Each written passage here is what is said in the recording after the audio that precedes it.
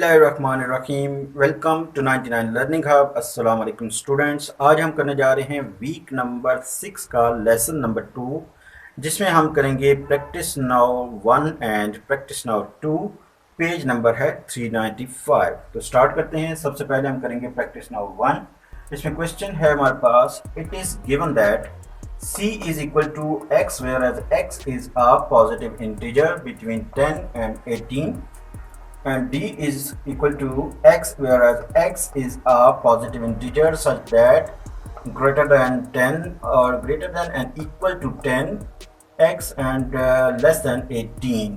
ठीक है, सबसे पहले हमारे पास है इसका पार्ट 1। हमने क्या करना है, list all the elements in c and d in set notation. ठीक है, हमने इसको सेट नोटेशन में लिखना है। पहले हम लिखेंगे सी के एलिमेंट्स हमारे पास क्या बनेंगे, इसमें जो x है मीन्स के मेंबर्स जो है हमारे पास वो 10 एंड 18 के बिटवीन है, मीन्स के 10 और 18 इसमें इंक्लूड नहीं है और ये सारे के सारे हैं पॉजिटिव इंटीजर्स।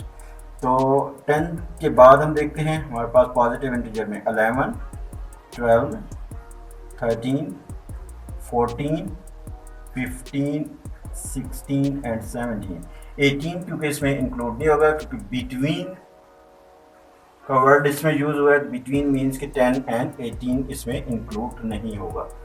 इसके बाद हम आते हैं सेकंड में, तो इसमें है हमारे पास डी सेट के एलिमेंट्स हम देखते हैं। इसमें क्या है, ये लिखा हुआ है x इज ग्रेटर देन और इक्वल टू 10, मीन्स कि इसमें 10 इंक्लूड है। जब यहाँ पे इक्वल टू का भी साइन होगा और ग्रेटर देन का या लेस देन का होगा तो वो उसमें इंक्लूड होगा नंबर। तो यहाँ पे हमारे पास 10 इंक्लूड है, तो 10 से स्टार्ट करेंगे और ये भी सारे के सारे पॉजिटिव इंटीजर्स हैं। तो हम इसे देखते हैं 10, 11, 12, 13, 14, 15, 16, 17। अब आगे बात 18 की। 18 का लिखा हुआ है ये x इज लेस देन 18, यहाँ पे इक्वल टू का साइन होता तो फिर ये इसमें इंक्लूड होता। अब यहाँ पे क्योंकि हमारे पास ये नीचे बार नहीं बनी हुई, मीन्स कि इक्वल टू का साइन नहीं है, तो ये इसमें इंक्लूड नहीं होगा, तो ये इसके मेंबर्स हो जाएंगे। ठीक है, तो ये तो होगी इनकी सेट नोटेशन। अब हम इसके पार्ट 2 की तरफ चलते हैं। पार्ट 2 में है हमारे पास do C and D contain the same elements. अब क्या इसमें हमारे पास दोनों के जो एलिमेंट्स हैं वो सेम हैं, इफ़ नॉट एक्सप्लेन वाई, तो फिर हमने एक्सप्लेन करना है कि क्यों नहीं है। अब इसमें देखें हमारे पास इसकी वजह क्या है। अब ये क्या है, हम लिखेंगे कि ये नो सेम नहीं है। ठीक है, नो नॉट सेम हम लिख सकते हैं। और इसकी रीज़न हम क्या लिखेंगे, रीज़न हमारे पास क्या है, रीज़न हम लिखेंगे इसकी कि 10 is not element of C and 10 is the element of D. ठीक है, 10 एक सेट में है हमारे पास और दूसरे सेट में नहीं है, इस वजह से ये सेम नहीं है। ठीक है, तो ये तो हो गया हमारा इसका पार्ट 1 प्रैक्टिस नाउ 1। अब हम करते हैं इसकी प्रैक्टिस नाउ 2। जी students, week 6 lesson 2 practice now 1 and 2, इसमें हम कर रहे हैं अब प्रैक्टिस नाउ 2।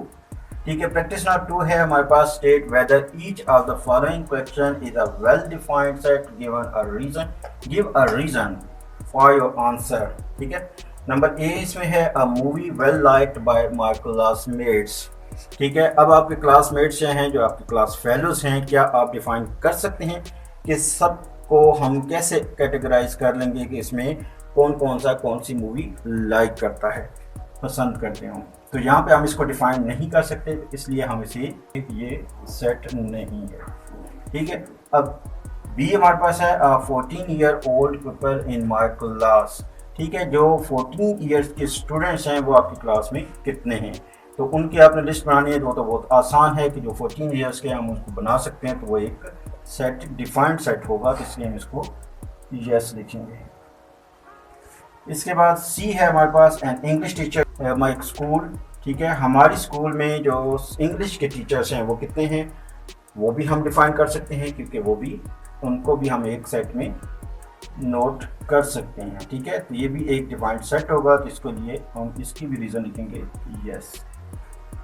ठीक है, तो ये था हमारा वीक 6 का लेसन नंबर 2, जिसमें हमने किया practice now 1 and practice now 2, page number 395 पे।